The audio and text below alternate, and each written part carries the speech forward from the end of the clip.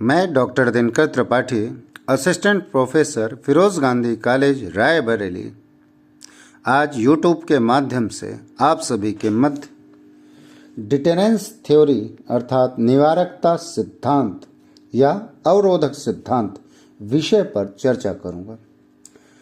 अंतर्राष्ट्रीय राजनीति के भीतर अवरोधकता सिद्धांत या निवारकता सिद्धांत डिटेरेंस थ्योरी का महत्वपूर्ण योगदान रहता है। सन 1945 से पूर्व युद्ध अंतर्राष्ट्रीय राजनीति की धुरी का केंद्र रहता था। कोई भी वार हो वह सेंटर में रहता था किसी भी अंतर्राष्ट्रीय राजनीति के अंतर्गत। वर्तमान परिदृश्य में अतिमारकता के युग में विश्व राजनीति की क्लास की व्यवस्था की बुनियादी तत्वों में इसकी प्रासंगिकता समाप्त सी हो गई है या इसकी उपयोगिता समाप्त सी हो गई है। पीके बैकेट के अनुसार अगर हम देखते हैं तो उन्होंने कहा था, सर्वनाशी युद्ध का खतरा आज इतना बड़ा हो गया है कि परमाणु हथियारों का उपयोग कभी भी नहीं किया जा सकता है और इसलिए बड़ा युद्ध कभी हो ही नहीं सकता। निश्चित रूप से पीके बैंकेट का यह कथन बहुत ही वर्तमान परिदृश्य में सार्थक दिख रहा है, क्योंकि परमाणु हथियारों का प्रयोग वर्तमान परिदृश्य में कोई भी राष्ट्र करने से भय या भविष्यगामी खतरे को देखते हुए करना नहीं चाहता। आज परमाणु हथियार युद्ध निवारक अर्थात डिटेरेंस की भूमिका का निर्वाह कर रहे हैं। परमाणु युग में नए हथियारों के सर्वनाश करने में इसकी सारथ्य ने अंतर्राष्ट्रीय राजनीति का स्वरूप लगभग बदल सा दिया है। नए आणविक शस्त्रों की सर्वनाशक क्षमता के कारण ही मैक्स मूलर ने अपनी बुक में द एज ऑफ ओवरहिल 1965 में जो लिखा था, में आज के युग को अतिमारकता का युग कहकर पुकारा था। जॉन मेडारिस ने अपने सर्वप्रथम अतिमारकता शब्द का प्रयोग किया था। अमेरिका तथा सोवियत संघ दोनों अलग अलग महाशक्तियां हैं जो मैं इसकी चर्चा कर रहा हूं। द्वितीय विश्व युद्ध के समय के जब दो ध्रुवीय विश्व जगत चल रहा था, अर्थात अमेरिका और सोवियत संघ दोनों अलग अलग महाशक्तियां हैं जो विश्व का सर्वनाश कई बार कर सकते थे। द्वितीय विश्व युद्ध जो कि 1 सितंबर 1939 तथा 2 सितंबर 1945 तक चला था, इस द्वितीय विश्व युद्ध के पश्चात अंतर्राष्ट्रीय राजनीति के बदलते स्वरूप को देखा जाए तो मैक्स मूलर के शब्दों में कहा जा सकता है, आज अतिमारक सामर्थ्य और शक्ति की अतिशयता के युग में रह रहे हैं, न कि शक्ति के अभाव में। अर्थात हम कह सकते हैं पुरातन क्लासिकी विश्व राजनीति के युग की अपनी विशेषता शक्ति का अभाव थे, परंतु समकालीन विश्व राजनीति में शक्ति के अभाव के स्थान पर शक्ति की अतिशयता या अतिमारकता सामर्थ्य ने ले लिया है। अर्थात हम कह सकते हैं पुरातन प्रणाली या क्लासिकी प्रणाली को हम शक्ति संतुलन या शक्ति पाने वाला युग भी कह सकते थे।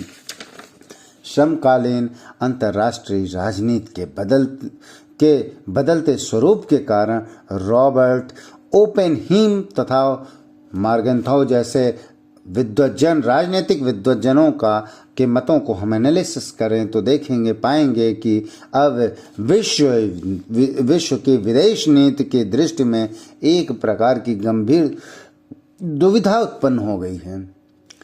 परमाणु हथियारों के कारण उत्पन्न स्थिति में नीति निर्माताओं के लिए यह फैसला करना कठिन हो गया है कि अपने नेशनल इंटरेस्ट अर्थात राष्ट्रीय हितों की सिद्ध के लिए बल प्रयोग किया जाए या नहीं।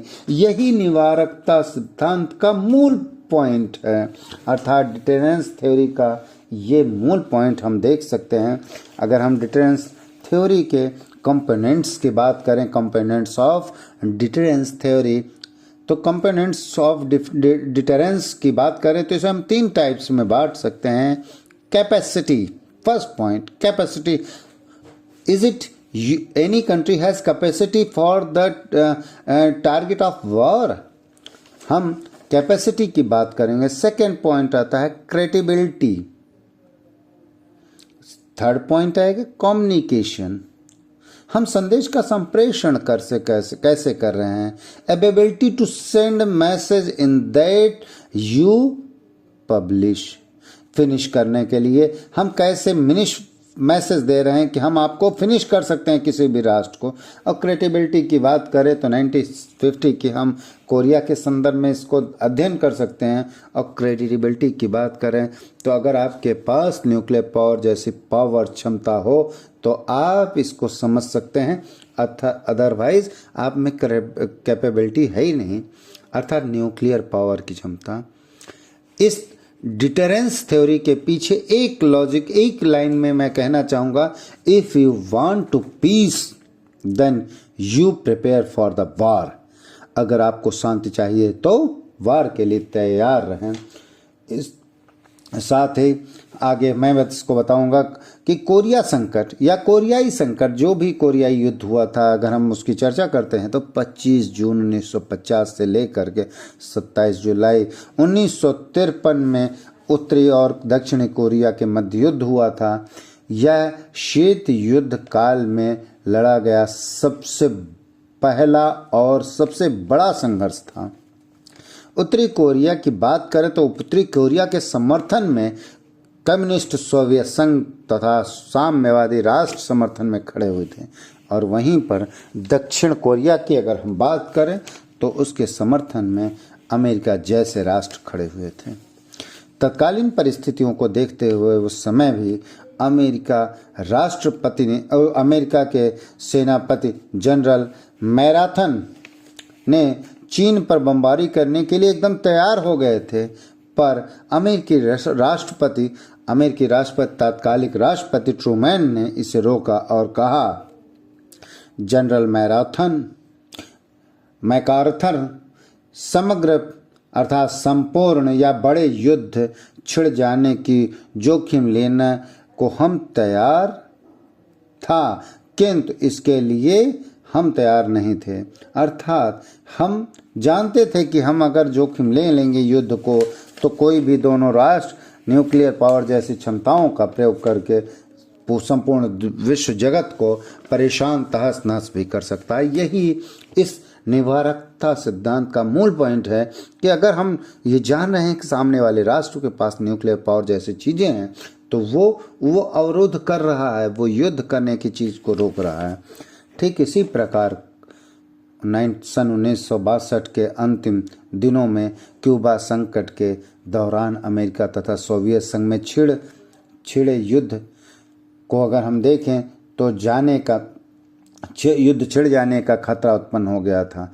अमेरिका द्वारा सोवियत संघ को धमकी दी गई थी। कैरिबियन सागर से अपने अस्त्र हटाने की बात की गई थी कि अगर अस्त्र आप हटाते नहीं हैं तो अन्य इसके अवैध में, अन्यथा के स्थिति में हम परमाणु शस्त्रों का प्रयोग कर दिया जाएगा।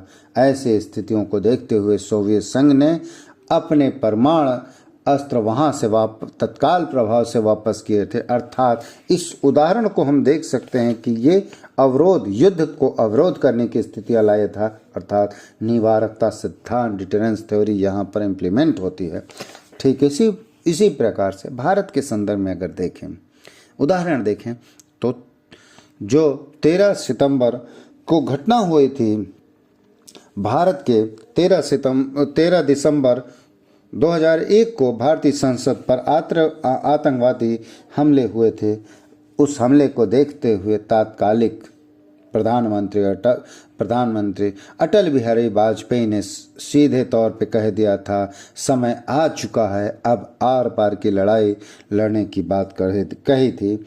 इस आर पार की लड़ाई के तहत भारतीय सीमा पर तैनात सभी तीनों सेनाओं को हमने अलर्ट कर दिया था और तीनों सेनाएं अपनी स्थिति को मजबूत कर लिए थे और भारत ने पाकिस्तान पर सीधे युद्ध करने की तारीखें भी अनाउंसमेंट कर दी थी। वो तारीख थी 5-6 जनवरी को तथा 16 जून 2000 को। अर्थात इन दोनों युद्धों को 5-6 जनवरी तथा 15 जून को भारत सीधे युद्ध करने के लिए तैयार था। फिर भी भारत पाकिस्तान पर अटैक नहीं करता है। वह यह समझता रहता है कि पाकिस्तान अभी परमाणु संपन्न हो गया है। युद्ध के क्या परिदृश्य होंगे, युद्ध होने के पश्चात क्या स्थितियां होंगी, अर्थात इस बात को कि निवारकता सिद्धांत या अवरोधक सिद्धांत को उस जगह पर एनालिसिस करते हुए भारत ने युद्ध नहीं किया। निवारकता सिद्धांत किसी भी सिद्धांत में किसी भी तरह से युद्ध न हो, अवरोधक या निवारकता को इम्प्लीमेंट